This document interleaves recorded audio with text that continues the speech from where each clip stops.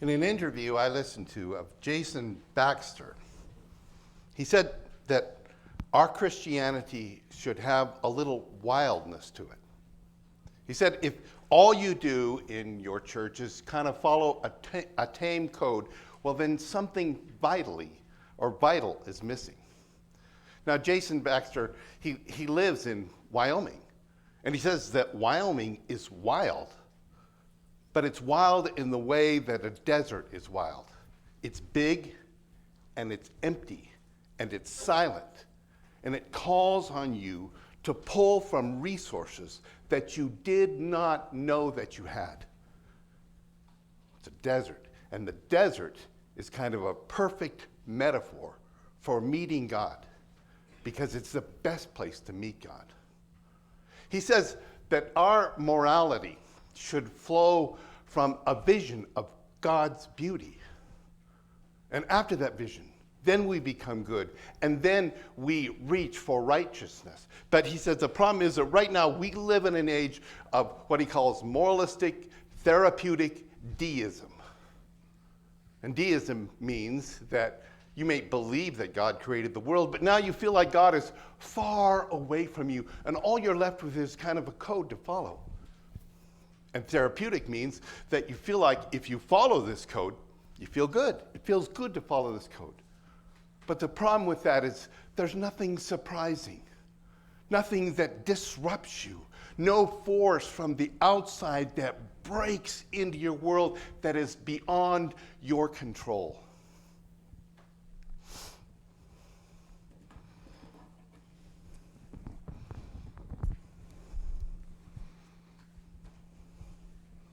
So he says that our religion threatens to follow this tame code, and as it does, it threatens to collapse into kind of a civic kind of goodness. That's what Christianity is, just being civil and good, and that's all there is to it. But for our ancestors in the faith, for them, everything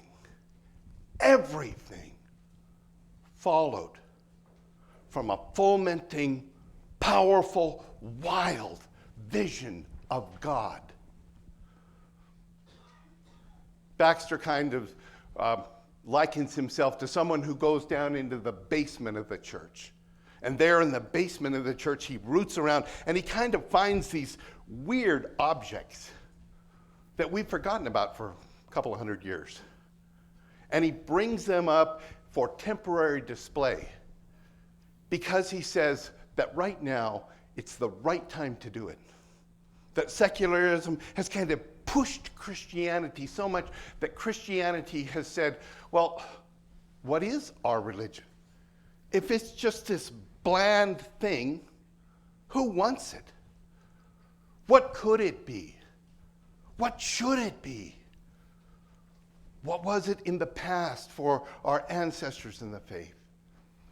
And he says, there are a few people, a very few people, that are kind of spiritually restless in a good way, so that they go beyond the mundane normalcy of faith and they encounter God in a special way.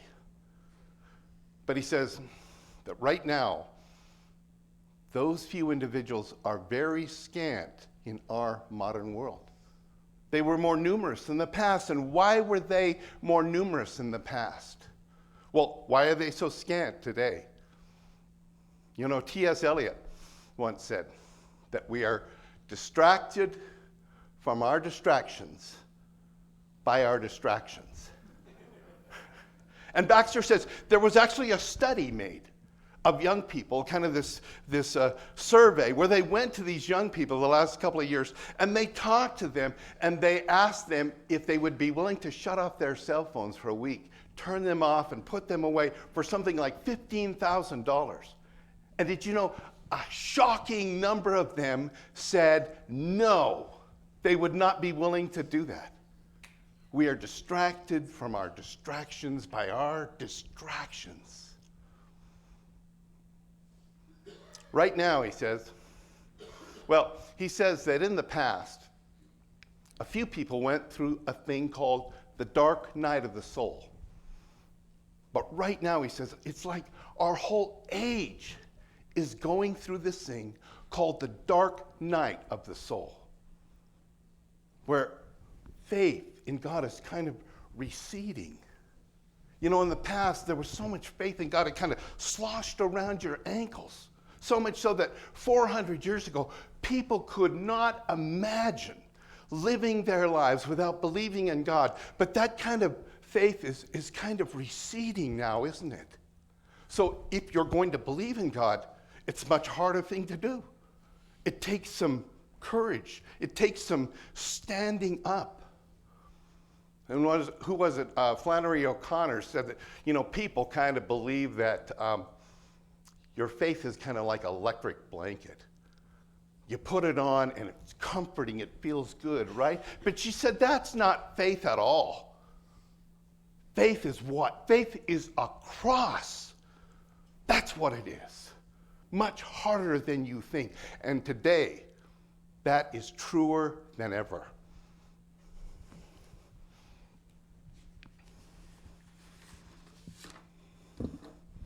So strangely, right now, the conditions are right for us to meet God on his own terms and not on our terms of reducing God to kind of a nice, comfortable protector of our good life or a comfortable protector of our good nation.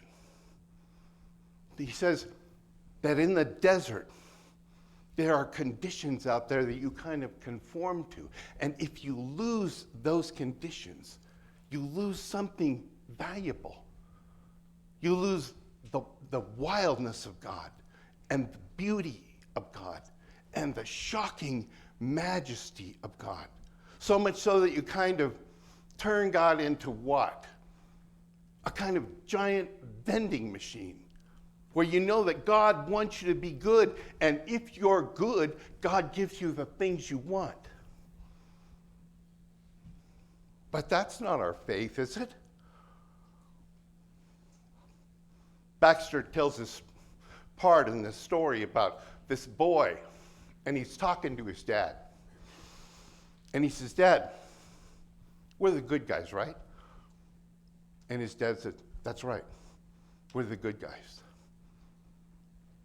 And the boy says, "It's because we have the fire, right, Dad?" And his dad says, "That's right. It's because we have the fire." What is necessary, what is called for, is to encounter God in his ineffable beauty, so much so that we have the fire. What did our song say that we sang? We should sing that afterwards, too. Our hearts are burning, right? So that we have the fire. There's a scene I witnessed up on Mount Sa'i in Glacier National Park. And, you know, if you've ever known anything about Mount Sa'i, you climb up there, and on the backside, on the north side of Mount Sa'i, there's this cliff. It's the highest sheer wall, big cliff in the lower 48 states. You get up there and you look down this thing, and it is literally thousands of feet straight down. It blows your mind just to be up there and to look off this thing to the lake that's thousands of feet below you. And so one day, a few years ago, I climbed the thing again, and I was up there, and these three girls, they climb up to the top of this thing. And what do you suppose they talked about when they got up to the top of this thing? I mean, what do you talk about when you're on the top of a mountain like that with the sheer wall, thousands of feet deep cliff right beside you? Well, they talked about clothing and fashion and who was popular in pop culture and makeup for the whole 15 minutes that they were up there. And then they turned around and they walked down the mountain, and as they descended the mountain, you can hear them still talking about the same thing. Merton says that when we get out there into the silence of nature, we are frightened by it. So much so that we bring our noise to pollute it. We bring our four-wheelers and our chainsaws because that kind of silence does not fit into our world. We can't handle the thickness of that silence because it does not fit into our grid. Our devices and our technology, they've gotten so much inside of us that we can't imagine a life of any other way. And so Baxter says, why does God seem to be so silent in our modern world? What is it about it? You know, where it's so hard to believe. Before it was easy to believe, wasn't it? Because everybody else believed. But now it's hard to believe. And that hardness to believe kind of protects us from some idolatry. Now to believe, it takes tears and fears and worn out knees. And that protects us so that we meet God in his wildness and in his beauty and on his terms.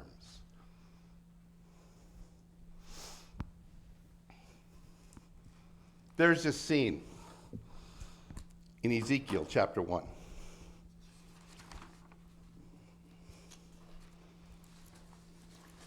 Where Ezekiel is in exile up in Babylon. And he's out on this canal that kind of goes beside the Euphrates River. And one day he's out there, and this north wind catches him by surprise, and he sees this huge thunderstorm coming towards him from the north.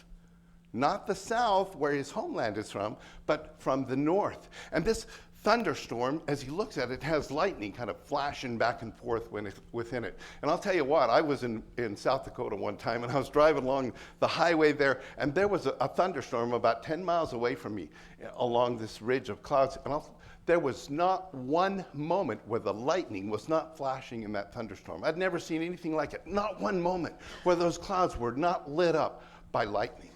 And that's something like what Ezekiel sees. And as he watches, he realizes there's a kind of glorious glow around this big thunder cloud. And in the middle, it looks like the molten metal of a kind of a kiln in there. And remember when you were a kid? You'd look at the clouds, and you would see different shapes in the clouds. Well, imagine looking at a thunderstorm, and out of the thunderstorm come these figures that are not just guesses. Their definition is so defined that they are unmistakable. And he sees, of course, 4 creatures, and these creatures look like humans, but they have 4 faces and 4 wings. And then he looks down at their feet, and their feet are bovine feet, and they kind of glow like burnished bronze. And then there's these wheels at the bottom of this thing that are complex wheels within a wheels. And they have eyes all over them, kind of a vitality and an intelligence of their own. And there's the sound of the wings of the 4 creatures. The sound sounds something like when you're at, Niagara Falls. And you go down through that tunnel at Niagara Falls, and there's a wharf at the river at the base of that falls, and you have to put on a raincoat to get on this boat, and the boat heads up towards the base of that waterfalls, and you pray that it does not head up too close to that thing. And there is so much spray coming from that falls, that huge river, coming down that precipice, that everything around you gets wet, and the sound of that falls is louder than any sound of any water you have ever heard in your life. And that's something like what Ezekiel hears. And of course, all that pales, doesn't it, in comparison to what he sees on the top of the dome, at the top of that cloud. And remember when you were a kid?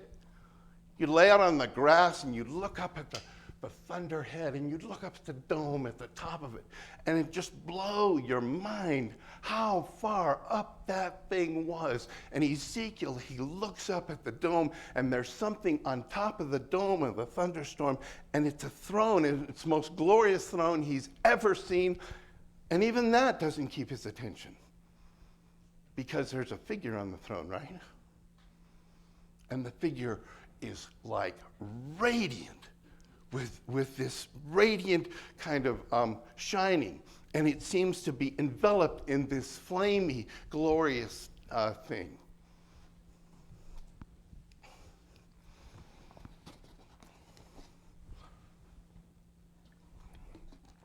Thomas Long, the preaching guru, says that there are different things that help us through the Christian life. And one of the things that helps us through the Christian life is to know that we live in an enchanted world. We don't live in a secular world. We don't live in a world where God's power is not operative. In a world where we're stuck by ourselves to make it through on our own. You know, many people, many young people, think they live in a disenchanted world. A world where God's power is not operative. And so you can see why the anxiety of young people is so high, because they don't have any other way or place to turn. Well, Long says, no, for us Christians, that's not the case. We live in an enchanted world. And his illustration is of this couple he knew in this church where he once attended. And this couple was having marital problems. And pretty soon, the husband quit going to church. But the wife, she kept coming to church. And she would sit through the service, and she would weep. Every service. She'd sit through it, and she would weep. And this church had something like what they call the passing of the peace. You might have seen it in some churches, where they would break the church service at some point, and people would get up, and they would shake each other's hands around them. And they would say to each other, the peace, or peace be with you, in a way to kind of pass on God's blessing to the people around them. And so one day, she's crying in church, and then this gasp kind of rises up from the people around her, because her husband has showed up in church. And he walks over to the pew where she's at, and she looks up in shock, and she sees him. And she scoots as far as she can away from him on that pew. And he sits down. And then there's the passing of the peace that comes up. And he gets up, and he walks over to her, and he holds out his hands, and he says, the peace of the Lord Jesus Christ be with you. And she hesitates. And then she says, and also with you. And she takes his hand, and they sit down together. And then after the service, they go home and they work it out. Why are they able to do that? Because they're given a peace that is beyond their ability to command. They're given an enchanted world, and with that enchanted world, the power of God is operative around them all the time. And I like that. That's good to know, right? It's good to know that we live in an enchanted world. But I would say, sometimes that's not enough. Sometimes we need more than that. So Long says that there's something else that helped Christians along, and that is kind of a Christian wisdom. A wisdom of how to live the Christian life kind of on the ground. And he says that is what megachurches in America offer. And it works, because they're megachurches. They have bunches of people coming to them. And sure enough, when I go to Denver, I visit my brother, and I go to church with him, and he goes to this megachurch from the Restoration Movement, and there is thousands and thousands of people there. And what I hear from the pulpit is kind of this Christian wisdom for living. And clearly, people are drawn to it and need it. But you know, sometimes even that is not enough. Sometimes that's just not strong enough to think about an enchanted world or Christian wisdom. It's too tame. You need something more. You need something disruptive that breaks in from the outside and changes everything. And Long's example is of Mark chapter 7, where Jesus has his fingers stuck in the deaf man's ears, and he spits, and he says, Ephphatha, which means be opened. And everything changes. Sometimes that's what we need. God to break in from the outside. God to come in the thundercloud like Ezekiel sees. And everything changes. For remember, how did our ancestors in the faith think? They thought that everything flowed from this momentous, wild, powerful vision of God.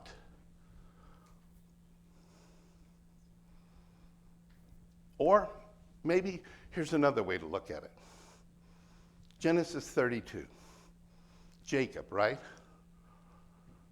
And we're going to use Laura Coplay's description of this scene because she does such a great job of it. And Laura says that Jacob is a struggler. Jacob is a wrestler. And in fact, Jacob's name means heel grabber.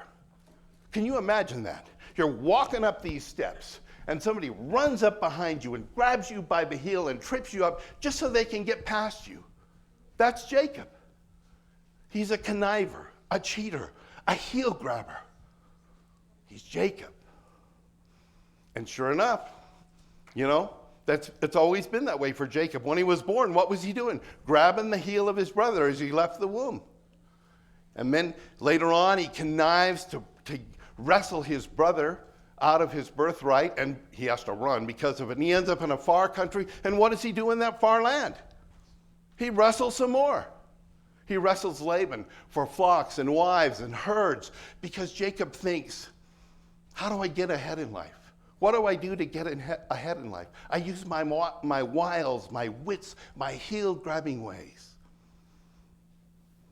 And then, about 20 years later, Jacob comes home to deal with home and to deal with the problem of Esau, his brother.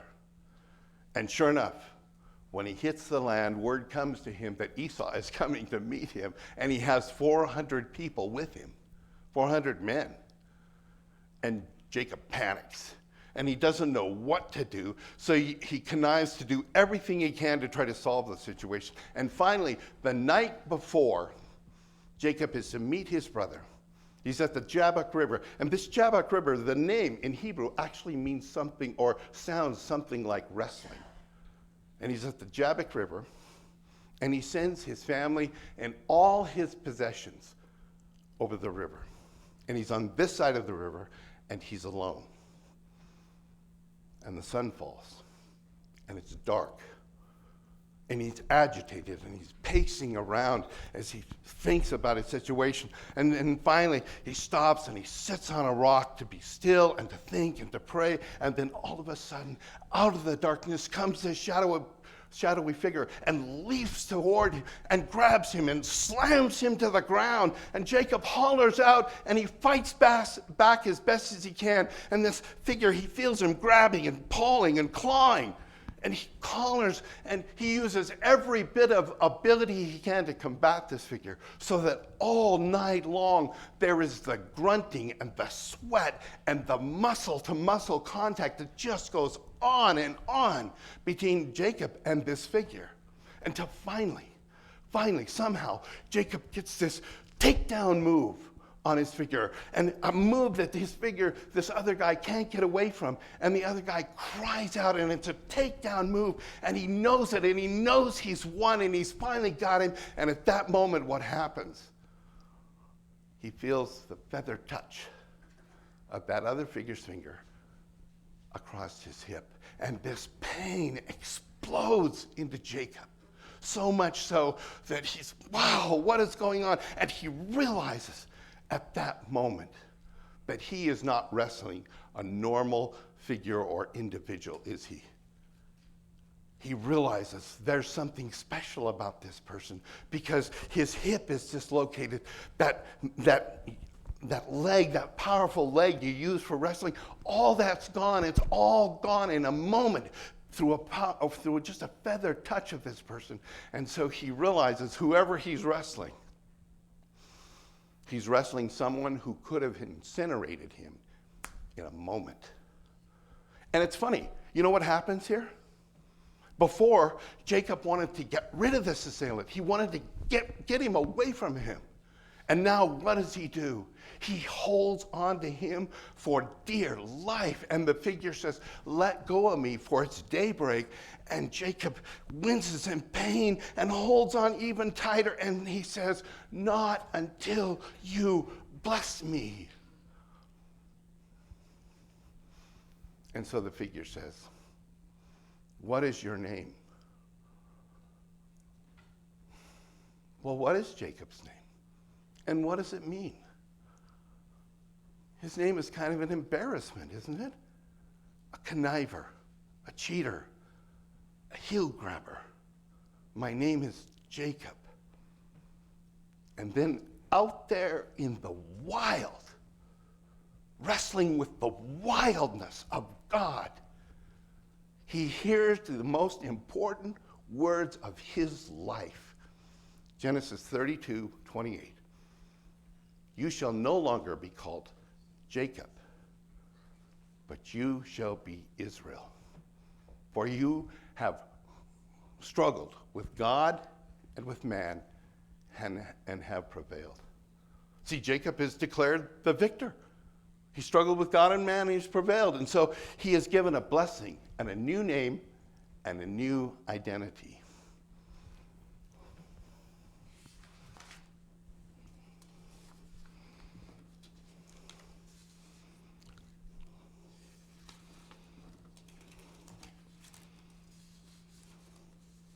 He is now Israel.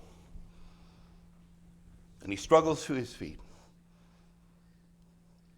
And he knows exactly who it is that he's been wrestling with all night long. For who is it? The stranger is none other than the Lord God. And Jacob goes on from there, and he meets his brother Esau, and they embrace and they weep. And then Jacob builds this altar. And at this altar, he uses his new name for the first time, Israel. And for the first time in his life, he doesn't call God the God of his ancestors, the God of his father or his grandfather, but he calls him his own God. For he calls the altar Eloheh Israel, my God, the God of Israel. And do you know what Israel means? Israel means struggles with God. And it's interesting, it keeps the wrestling component of things, doesn't it? It keeps the kind of struggling component of Jacob, but it puts it in its proper place. Jacob kind of means grabber, but Israel means grabbing for God. And so for the first time, Jacob knows who he's supposed to be grabbing for. And the Israelites take on the name of Israel for their own name. But Copley says that the Israelites often forgot the meaning of their name. For oftentimes, they thought their struggle was with who? Their struggle was with trying to keep the land, or with their enemies and treaties with their enemies, or their struggle was with divisions amongst themselves. And they thought that was their struggle. And they would say to God, well, thanks for saving us, God. Thanks for bringing us into the land, but we're going to keep you at arm's distance now. We'll take care of our own business. And God would roar back, I am your business. Your struggle is with me. Remember your name. And the truth of the matter is, when we meet the real God, we understand why our struggle is with God. And in fact, our struggle with God is not supposed to be something that is peripheral, not something secondary. And in fact, you could say that our struggle with God is the main purpose of life. And that's a tragedy about some people that want to erase God from existence or erase God from their lives. You know what? When they do that, they miss out on the main purpose of their lives. What is the main purpose?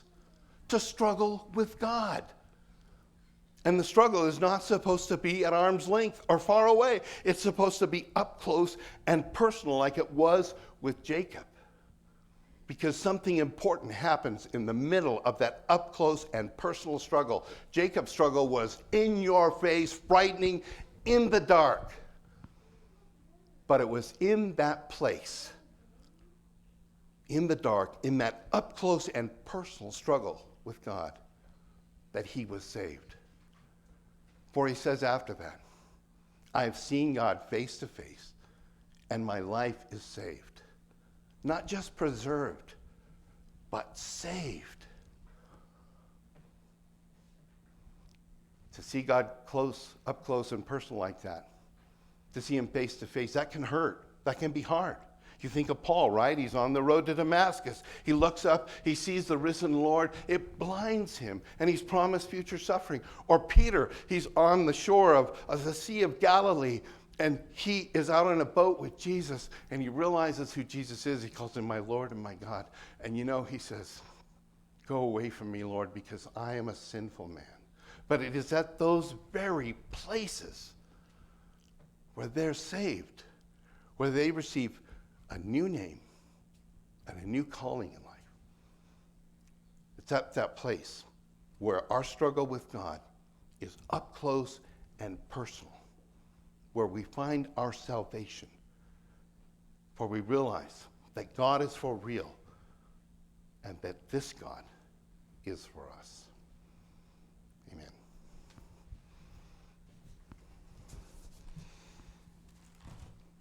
If you do not know about the struggle with God, or you need help with your struggle with the Lord, or you would like prayers, this is a great time to come forward as we sing.